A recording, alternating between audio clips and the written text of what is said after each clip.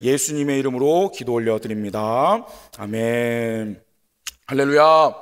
수요일 저녁 은혜의 자리에 나오신 여러분들을 주님의 이름으로 환영하고 축복합니다. 제가 요즘 조금 이상해졌습니다. 집에 가면 그냥 멍하니 한 곳만을 계속 바라보게 되는데요, 이것을 전문용어로 물멍이라고 합니다. 제가 귀한 기회로 그 구피라는 물고기 몇 마리를 선물 받아서 어항에 넣고 구피를 잘 키우고 있는데요, 저에게 한 가지 목표가 생겼습니다. 이 구피들을 잘 낳고 생육하고 번성시켜서 5월 말에 있을 어린이 초청대회에 참여한 아이들에게 선물로 한 마리씩 줘야겠다, 그런 마음을 먹으니 마음가짐이 달라지는 것을 경험합니다. 그저 멍 때리고 봤던 이 물고기들을 어떻게 하면 더 빠르고 건강하고 많게 키울 수 있을까, 그런 고민을 하면서 공부를 하고 있는, 어떻게 하면 구피를 잘 키울까 공부를 하고 있는 저의 모습을 발견하게 됩니다. 내가 가진 것을 다른 사람들에게 잘 전달하려면, 특별히 그것이 선물이라면 우리가 더 많이 그것에 신경 쓰게 되는 것 같습니다. 우리는 오늘 사도 바울의 고백을 함께 읽었는데요, 그 내용을 함께 생각해 보기 원합니다. 바울은 물고기와는 비교할 수 없는 놀라운 가치 있는 것을 전달하려고 무던히도 애쓴 자였는데요, 그 바울의 이야기를 통해 오늘 우리가 가져야 할 바른 방향성이 무엇인지 확립하는 그런 시간이 되기를 축복합니다. 지난 시간 저와 함께 데살로니가전서 1장의 말씀들을 함께 생각해 왔습니다. 바울에게 데살로니가 교회는 기쁨의 교회였죠. 3주밖에 복음을 전하지 않았지만 그들의 마음밭이 너무도 좋아서 바울은 그들을 위해 실라와 디모데를 남겨두고 왔을 정도로 그들에 대한 기대가 컸습니다. 그리고 그들은 그러한 바울의 기대를 충족한 자들이었습니다. 작고 연약한, 이제 시작한 그런 교회였지만 복음에 뜨겁게 반응한 교회였기 때문이죠. 제가 이러한 데살로니가 전서를 묵상하면서 우리 초청교회가 생각났습니다. 요즘 우리 교회를 보면 역동적으로 성장하고 있고, 또 소위 말해 뭔가 되고 있는 교회라는 것을 느끼실 것입니다. 아멘이십니까? 네. 다들 많은 교회들이 힘들다, 어려운 때이다라고 이야기하지만 우리 교회는 조금 다릅니다. 새고족들이 몰려오고 있고요, 은혜가 넘치는 그런 건강한 공동체로 내실 있게 성장해 가고 있는데요, 그래서 우리 교회가 놓치지 말아야 할 것은 무엇이 있을까 고민하다가 바울이 이 데살로니가 교회에 보낸 이 편지에서 그 해답을 발견하고자 합니다. 저와 함께 이 데살로니가서를 읽어나가게 될 때 데살로니가 교회처럼 칭찬받고 또 그들을 사랑하였던 사도 바울의 마음을 풍성히 묵상하는 그러한 은혜가 있기를 주님의 이름으로 축복합니다. 오늘 함께 읽었던 1절의 말씀 다시 한번 같이 읽겠습니다. 형제들아, 우리가 너희 가운데 들어간 것이, 아멘.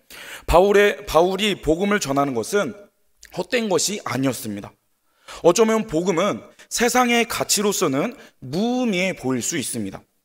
세상은 마치 복음을 필요 없는 것처럼 여기기도 합니다. 그래서 우리를 미련한 자인 것처럼, 마치 극성을 부리는 사람인 것처럼 여깁니다. 하지만 성경은 그렇지 않다라고 이야기를 하는데요, 고린도전서 1장 18절의 말씀 우리 한번 같이 읽어볼까요? 십자가의 도가 멸망하는 자들에게는 미련한 것이요 구원을 받는 우리에게는 하나님의 능력이라. 아멘.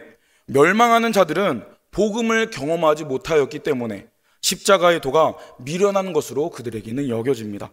하지만 여러분 기뻐하십시오. 우리에게 십자가의 도는 하나님의 능력입니다. 이것은 우리에게 무엇을 의미합니까? 우리는 구원받은 자라는 사실을 우리에게 알려주고 있습니다. 복음은 이 땅의 가치로는 판단할 수 없는 놀라운 가치를 가지고 있습니다. 왜냐하면 복음은 우리에게 영원한 생명을 주는 유일한 방법이기 때문입니다. 따라서 복음을 전하는 것을 헛되게 여기지 말아야 합니다. 복음은 우리가 마지막 때까지 잊지 말아야 할 개념입니다. 내가 가진 것을 부끄러운 것도 헛된 것도 아님을, 우리의 복음이 부끄러운 것도 헛된 것도 아님을 우리가 잊지 말아야 되겠습니다. 복음은 영혼을 살리는 능력이며 하나님의 사랑의 표현으로 우리가 볼 수 있습니다.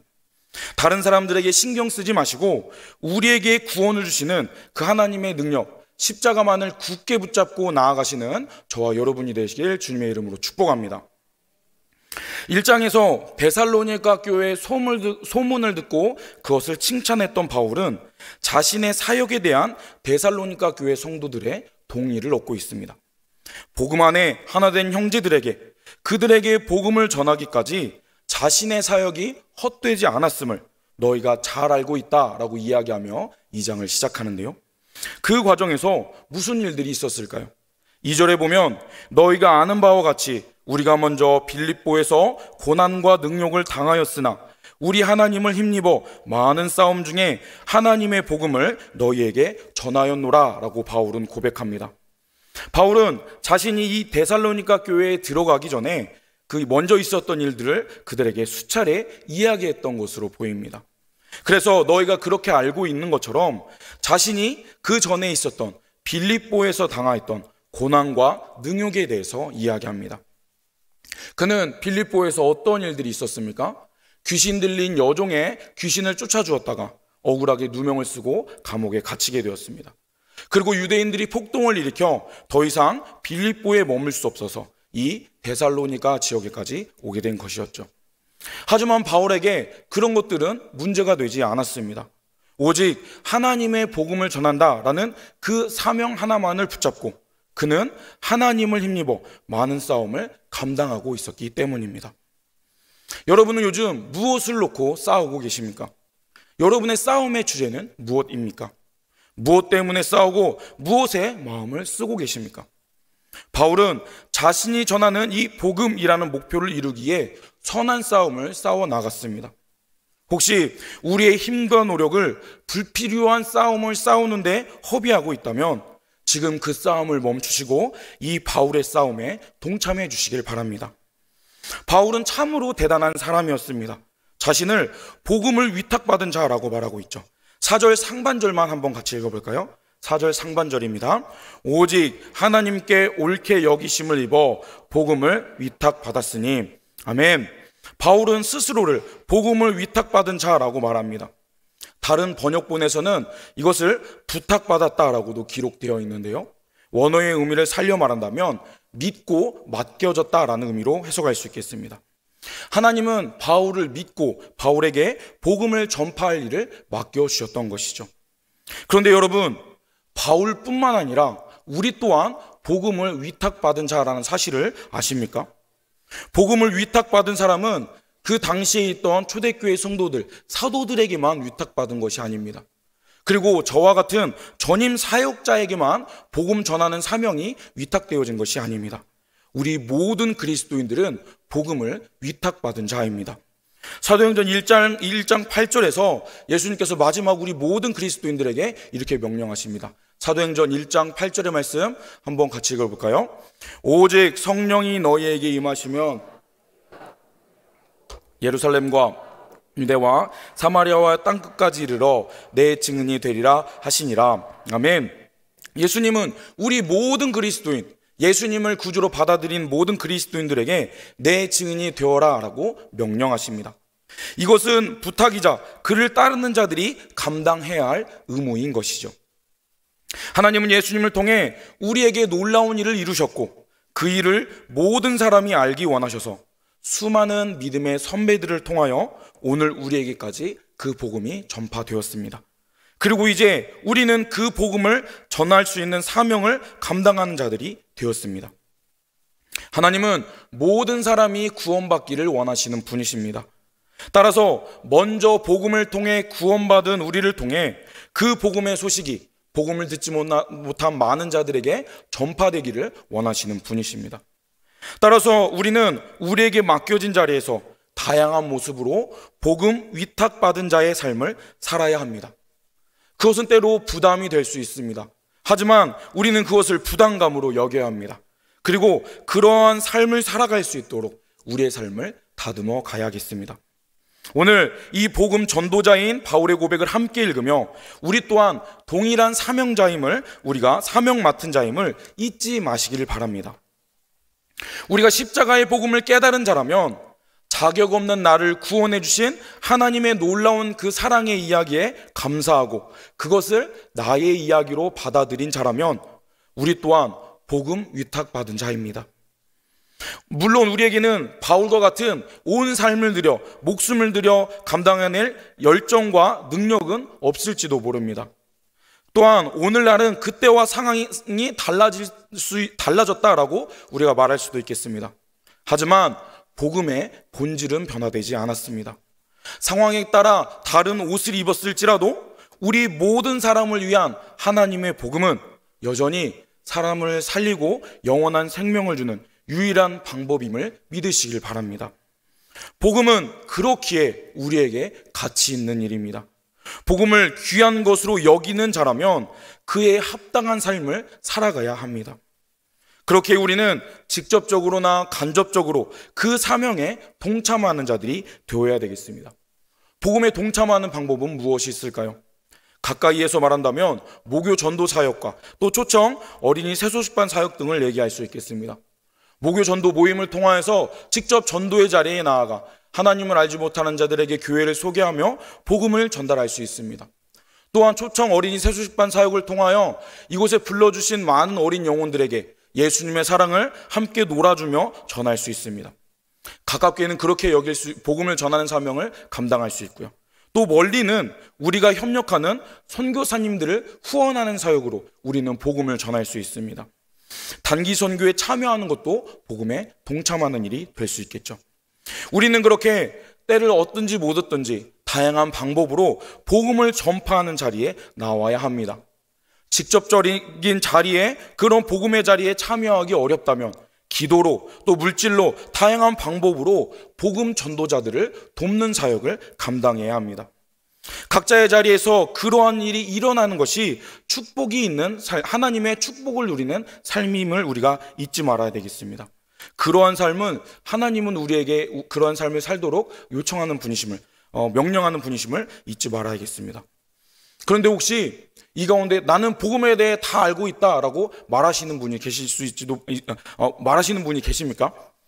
복음을 간단히 말한다면 예수님이 우리를 위해 십자가에서 우리 죄를 해결해 주고 부활하신 일이라고 말할 수 있겠습니다. 그런데 그것이 복음의 전부가 아닙니다. 우리가 아는 것은 복음의 전체의 모습이 아님을 우리가 기억해야 합니다. 내가 복음을 안다, 다 안다라고 말하는 것은 정말 복음을 깨닫지 못한 자의 생각입니다. 그래서 우리는 복음에 대해 더 풍성히 공부해야 하고 배우면 배울수록 풍성한 복음의 깊이와 은혜를 경험할 수 있다는 것을 우리가 기억해야 합니다. 우리 교회는 복음을 정리하고 더 풍성한 은혜를 누리는 양육과정을 진행하고 있습니다. 그것이 무엇이죠? 바로 초청의 복음 시간입니다. 제가 기록된 것들을 보니 벌써 5회차를 지내면서 230명이 넘는 분들이 초청의 복음을 들으셨고 또 듣고 계십니다. 8주 동안 이 복음을 더욱 풍성히 배울 수 있는 담임 목사님을 통해 그런 풍성한 은혜를 누리는 그런 시간인데 혹시 아직도 듣지 못하신 분들이 계십니까? 다음 학기는 꼭 들으시길 바랍니다. 초청교회 성도라면 당연히 이 초청의 복음을 듣고 복음의 풍성함을 더 누려야겠습니다. 이번 학기에도 이것이 조기 마감이 되어 듣지 못하신 분들도 계셨다고 들었는데요. 대학교 강의에서 인기 있는 강의나 또 아이돌 콘서트는 좋은 것은 주저하면 못 듣습니다. 아직 못 들은 분들이 계시다면 다음 기회에는 꼭 주저하지 마시고 일찍 신청하셔서 복음의 풍성함을 함께 누리셨으면 좋겠습니다. 자, 그렇다면 오늘 말씀에서 복음 위탁자의 삶을 살기 위해 바울이 고백한 내용들을 통해 우리가 기준 삼아야 될 것들은 무엇이 있을까요? 어떠한 삶이 복음을 위탁받은 자의 삶이 될 수 있을까요? 그 첫 번째로 복음 위탁자는 목표를 위해 과정을 견디는 자임을 우리가 기억해야겠습니다. 바울에게 그 과정은 힘들었습니다. 하지만 그 고난은 복음 전파의 수단이 되었습니다. 1절에서 자신의 행위가 헛되지 않았음을 바울은 재차 이야기합니다. 그리고 바울의 귀에 들린 이 데살로니가 교회 성도들의 소식은 기쁨의 소식이었습니다. 그것은 바울의 마음을 평안하게 하고 기쁘게 하는 일이었기에 바울은 그들을 격려할 수밖에 없었습니다. 바울은 이전에 자신이 어려움을 당했음을 강조합니다. 그가 자신이 경험한 어려움을 강조한 이유는 자신의 그러한 열심은 자신의 이익이나 명예를 위한 것이 아님을 데살로니가 성도들이 이해해 주기 바라는 마음이었습니다. 그래서 바울은 자신이 전하는 복음이 진리이고 그것은 사람에게 얻은 것도 아니고 하나님이 주신 것임을 강조하며 이야기하는 것이죠. 바울은 고난 중에 있다 할지라도 그런 복음 전파의 사명을 잘 감당했습니다. 그가 그러한 어려움을 잘 이겨낼 수 있었던 이유는 무엇이었을까요? 그는 하나님의 힘입고 그 사명을 감당했기 때문이었습니다. 하나님은 바울을 붙잡아 주셨고 그를 지지해 주셨기에 자신이 그런 어려움 속에서도 복음을 전할 수 있음을 강조하였던 것이죠. 우리는 살면서 다양한 어려움을 경험합니다. 때로 우리는 그런 어려움을 당했을 때 그 어려움을 어떻게 대해야 할까요? 그것은 때로는 나의 잘못 때문에, 실수 때문에 이루어지는 어려움도 있을 수 있겠지만 때로는 그 이유를 알지 못할 때도 있습니다. 복잡한 세상 속에 우리는 다양한 이유로 어려움과 고통을 경험할 수 있겠죠. 하지만 만약 우리가 복음을 전하기 위해 어려움을 당하고 있었다면, 신앙생활을 감당하기 위해 고통을 겪고 있었다면 그것을 기쁨으로 여기시길 바랍니다. 그리고 하나님이 주시는 힘으로 그 어려움들을 돌파해내 주시길 바랍니다. 목표가 있다면 싸울 가치가 있습니다. 싸울 힘을 얻을 수 있고 버텨낼 힘을 얻을 수 있습니다. 바울의 목표는 간단 명료했습니다. 자신이 만난 예수님을 전하는 일, 그 복음을 전하는 일이었습니다. 따라서 그 명쾌하고 단순한 목표를 성취하기 위하여서 그는 모든 것이 그것을 성취하는 과정임을 받아들일 수 있었습니다. 빌립보 감옥에서 늦은 밤에 찬양할 수 있었던 이유는 그는 자신의 목표만을 생각했기 때문입니다. 우리는 생각이 많아질수록 주저하게 됩니다. 따라서 주저하지 않고 나아가려면 우리의 목표를 단순 명료하게 만들어야 합니다. 여러분의 목표는 무엇입니까? 무엇 때문에 무엇을 목표로 살아가고 계십니까? 예수님을 믿는 순간 우리의 목표는 바울의 것과 동일해졌습니다. 여전히 이 땅을 살아가고는 있지만 우리가 값없이 얻게 된 이 복음, 그 복음의 가치를 귀한 것으로 여기고 그것을 전달하는 것, 그것이 우리의 목표가 되어야 할 줄 믿습니다. 바울은 그 과정에서 자신이 얼마나 순전한 마음으로 행해였는지를 이어서 말합니다. 3절의 말씀 우리 한번 같이 읽어볼까요? 3절입니다. 우리의 권면은 간사함이나, 아멘. 두 번째로 우리가 생각해 볼 복음 위탁자의 모습은 넘지 말아야 할 기준이 있었다는 사실입니다. 바울은 자신이 복음을 전파할 때 그 동기가 순수했음을 변호합니다. 3절에서 언급된 세 단어는 바울이 그것들과는 다른 삶을 살았음을 강조하고 있습니다. 간사라는 단어는 오류라는 의미입니다.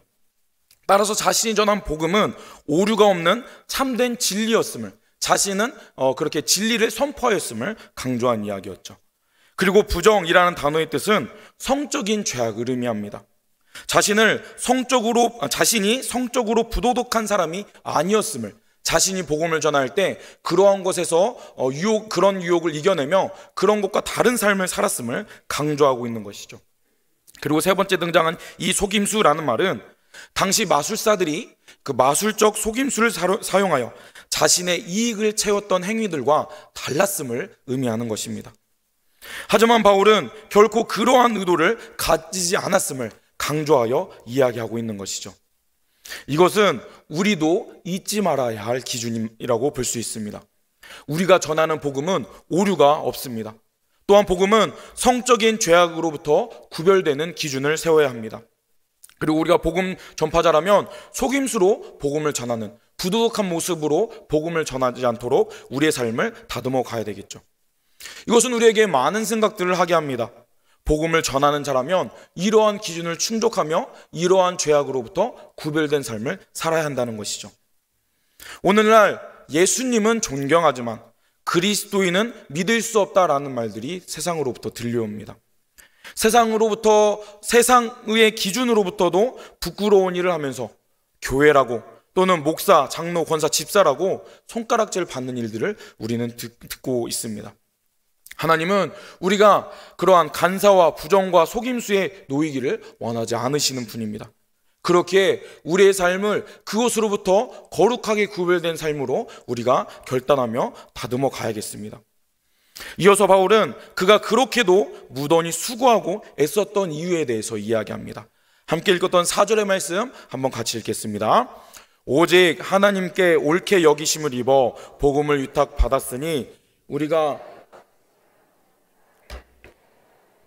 오직 우리 마음을 감찰하시는 하나님을 기쁘시게 하려 함이라. 아멘. 세 번째로 생각해 볼 복음 위탁자의 모습은 하나님을 기쁘시게 하는 자가 되어야 한다는 사실입니다. 복음을 전하는 자의 목표, 오직 하나님입니다. 하나님이 기쁘시다면 그것으로 만족하는 삶이 복음 위탁자의 삶입니다.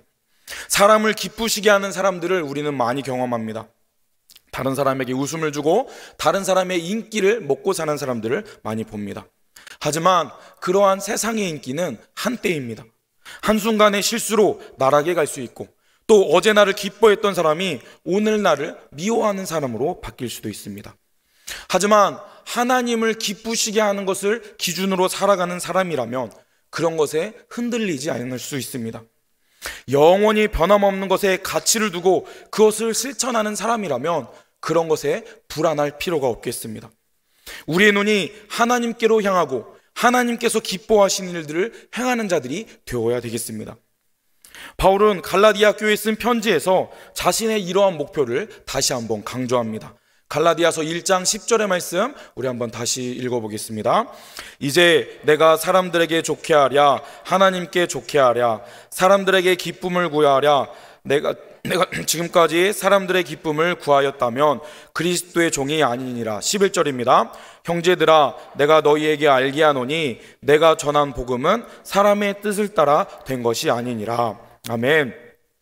우리가 전해야 될 이 복음은 사람을 기쁘게 할 목적으로 전파되면 안 되겠습니다.